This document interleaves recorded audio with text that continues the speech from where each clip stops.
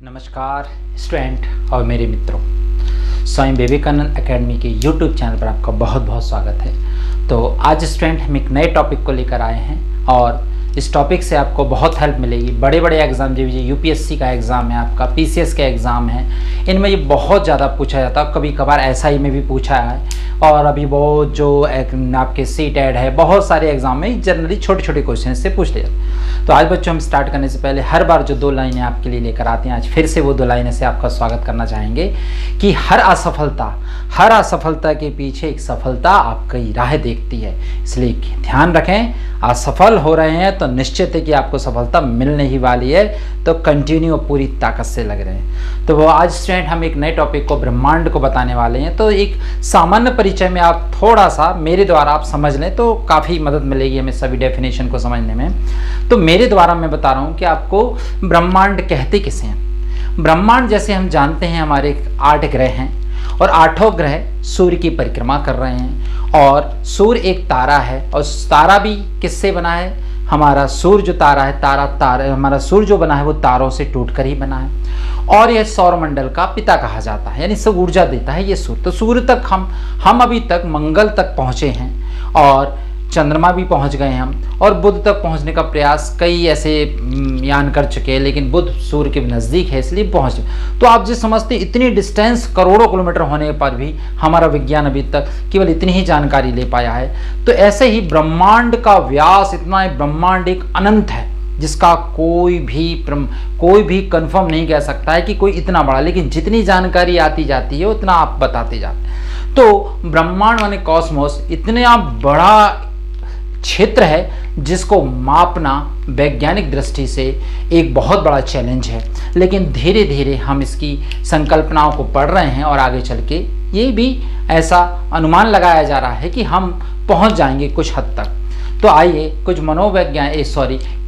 वैज्ञानिकों ने भी अपने दृष्टिकोण से, इकोलॉजिस्ट ने, भूगर्भशास्त्रियों ने या भौगोलिक आचार्यों ने भी अपने द्वारा कुछ जानकारी ब्रह्मांड के बारे में बताई है। तो देखें हम ब्रह्मांड के बारे में पहली बार अपनी जो मत देने वाले थे वो थे आपके क्लॉडियस टॉलमी। क्लॉडियस टॉलमी ने कहा क्या? हम आपको डेफिनेशन नहीं लिखा रहे, केवल डायग्राम समझा रहे हैं। क्लॉडियस टॉलमी का मानना था कि जो हमारी पृथ्वी है, पृथ्वी हमारी, क्लॉडियस टॉलमी कहते थे जो पृथ्वी है वो ब्रह्मांड के केंद्र में है। पृथ्वी हमारी ब्रह्मांड के केंद्र में है और जितने भी ग्रह हैं और सूर्य, ये सभी पृथ्वी की परिक्रमा कर रहे हैं। फिर से सुने, क्लॉडियस टॉलमी का मानना क्या था? इनका मानना था कि जो पृथ्वी है, पृथ्वी इस ब्रह्मांड के केंद्र में, सेंटर पॉइंट में है और जितने भी ग्रह हैं, 8 के 8, 9 के 9 ग्रह और सूर्य भी किसके चक्कर कर लगा रहा है? पृथ्वी के। ये किसका मानना था? ये टॉलमी जी का मानना। जब इनने अपना मत प्रस्तुत किए तो कुछ सालों बाद, बहुत सालों बाद कुछ और रिसर्च हुई तो एक और नए वैज्ञानिक आए और वो वैज्ञानिक थे हमारे निकोलस कॉपरनिकस। कॉपरनिकस की थ्योरी आपने पढ़ी होगी, है ना, ग्रहों के बारे में बताया है इन्होंने।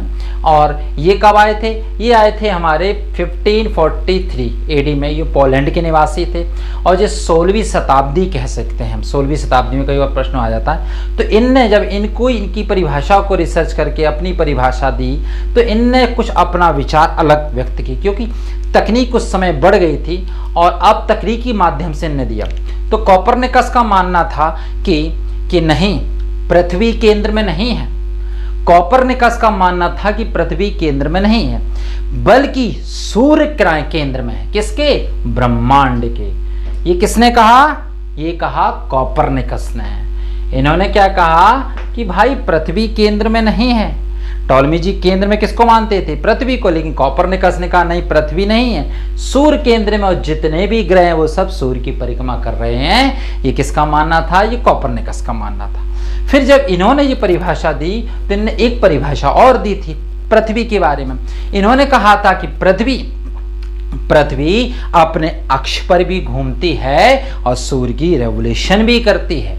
पृथ्वी अपने अक्ष पर भी घूमती है और सूर्य की परिक्रमा भी करती है। किसने कहा था? ये कॉपरनिकस ने। ध्यान रख, इनने दैनिक गति के बारे में भी बताया था, है ना, रोटेशन के बारे में बताया था। किसने?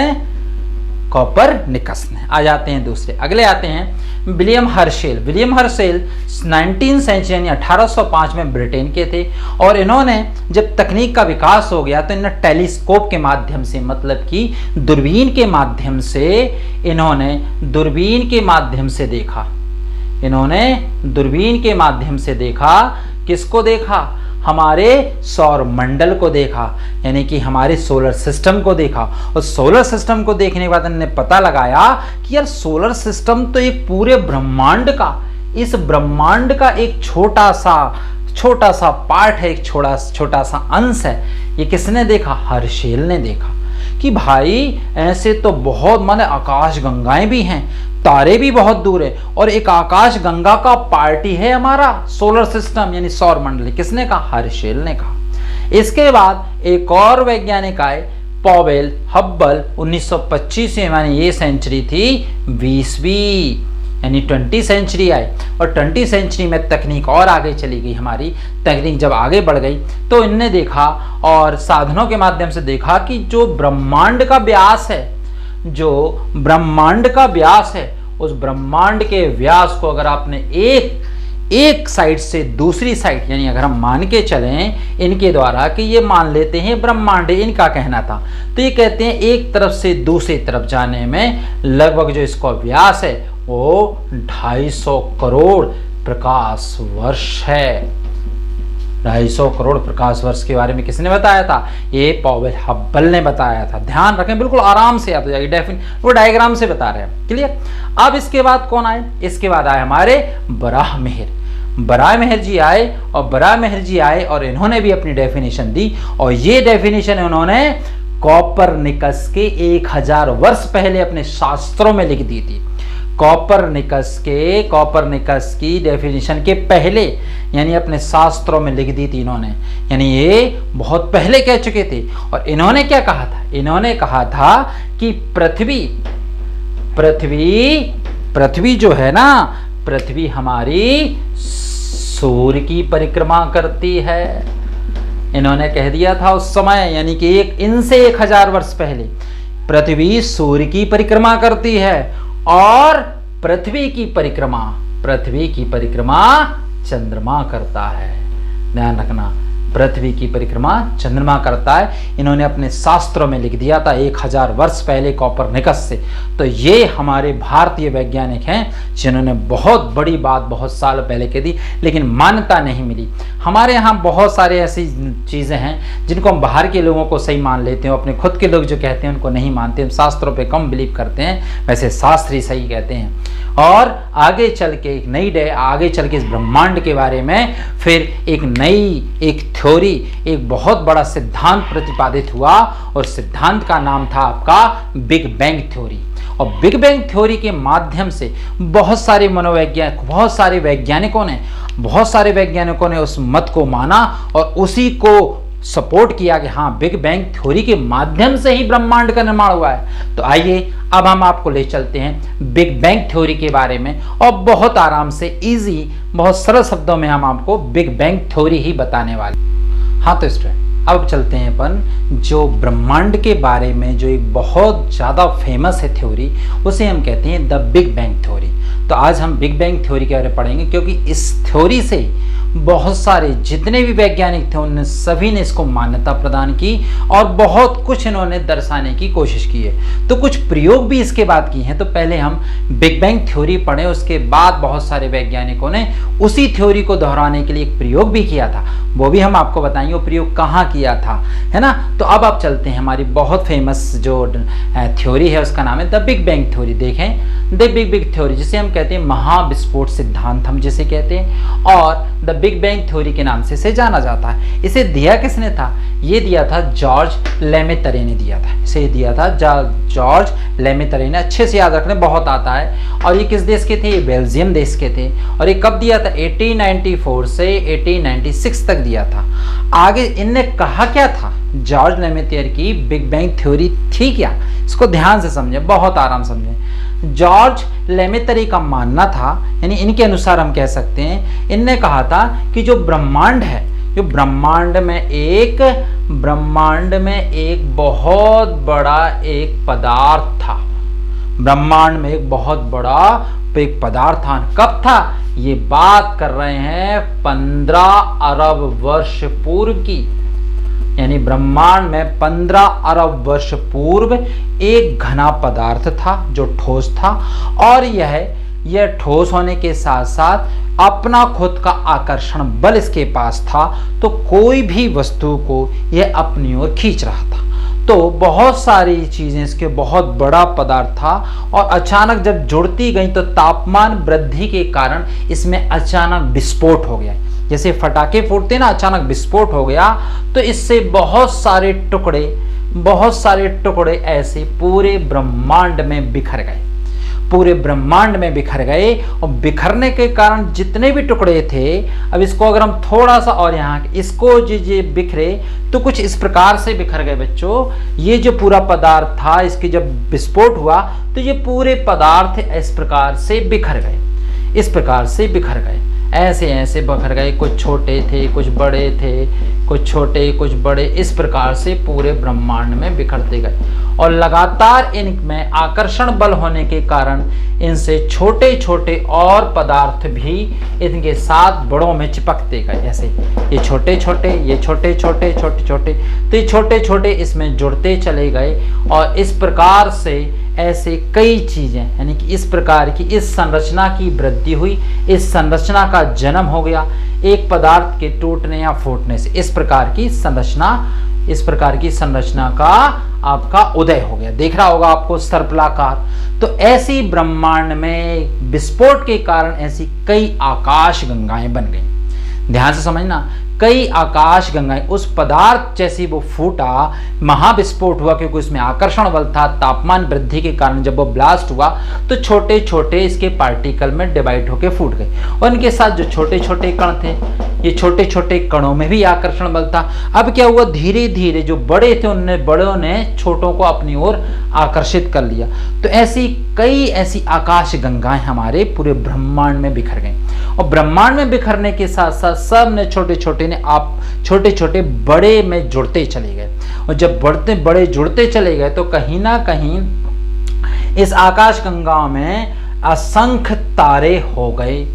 असंख्य तारे, ये छोटे छोटे पार्ट्स, ये असंख्य तारों का समूह इनमें बनता चला गया। इन्हीं आकाश गंगाओं में असंख्य तारों का समूह बनता चला गया, और इन्हीं तारों से टूटा हुआ